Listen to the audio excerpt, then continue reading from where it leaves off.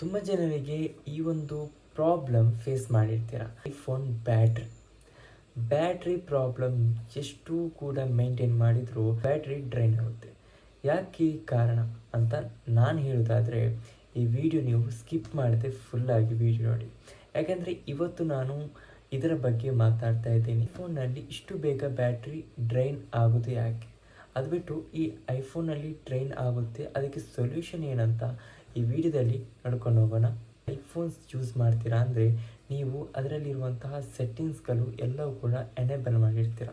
ಯಾಕೆಂದರೆ ಇದ್ದದ್ದು ಬೇಡದ್ದು ಎಲ್ಲ ಕೂಡ ಎನೇಬಲ್ ಮಾಡೋದ್ರಿಂದ ಈ ಒಂದು ಐಫೋನ್ನಲ್ಲಿರುವಂತಹ ಬ್ಯಾಟ್ರಿ ಬೇಗನೆ ಡ್ರೈನ್ ಆಗೋದು. ಇವತ್ತಿನ ವಿಡಿಯೋದಲ್ಲಿ ನಮಗೆ ಆಗುವಂಥ ಸೆಟ್ಟಿಂಗ್ಸ್ಗಳೆಲ್ಲ ನಾವು ಇದರಲ್ಲಿ ಆಫ್ ಮಾಡಿಕೊಂಡು ಬ್ಯಾಟ್ರಿಯನ್ನು ಯಾವ ರೀತಿ ಸೇವ್ ಮಾಡೋದಂತ ನೋಡ್ಕೊಂಡು ಹೋಗೋಣ.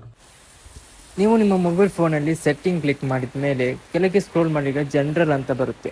ಜನರಲ್ ಬಂತು ಆದಮೇಲೆ ಅಲ್ಲಿ ಕೆಳಗಡೆ ನಮಗೆ ತೋರಿಸಿದ ಹಾಗೆ ಬ್ಯಾಕ್ಗ್ರೌಂಡ್ ಆ್ಯಪ್ ರಿಫ್ರೆಶ್ ಕ್ಲಿಕ್ ಮಾಡಿದ ಮೇಲೆ ಅಲ್ಲಿ ನಿಮಗೆ ವೈಫೈ ಇಲ್ಲಾದರೆ ವೈಫೈ ಆ್ಯಂಡ್ ಮೊಬೈಲ್ ಡಾಟಾ ಇದೆಲ್ಲ ನೀವು ಆಫ್ ಮಾಡಿ. ಯಾಕಂದರೆ ವೈಫೈ ಆದರೂ ಎನೇಬಲ್ ಮಾಡಿ ಇಟ್ಕೊಳ್ಬೋದು. ಯಾಕಂದರೆ ಅದನ್ನು ಆಫ್ ಮಾಡಿ ಬ್ಯಾಗ್ರಲ್ಲಿ ಬ್ಯಾಟ್ರಿ ಹೋಗುವುದು ಕಮ್ಮಿ ಆಗುತ್ತೆ. ನೆಕ್ಸ್ಟ್ ಇಲ್ಲಿ ನೀವು ಏನು ಮಾಡಬೇಕಂದ್ರೆ ಕೆಳಗಡೆ ನೀವು ಸ್ಕ್ರೋಲ್ ಮಾಡಿದ ಮೇಲೆ ಪ್ರೈವೇಸಿ ಆ್ಯಂಡ್ ಸೆಕ್ಯೂರಿಟಿ ಅಂತ ಇದೆ. ಇಲ್ಲಿ ನಿಮಗೆ ಲೊಕೇಶನ್ ಎನೇಬಲ್ ಆಗಿರುತ್ತೆ.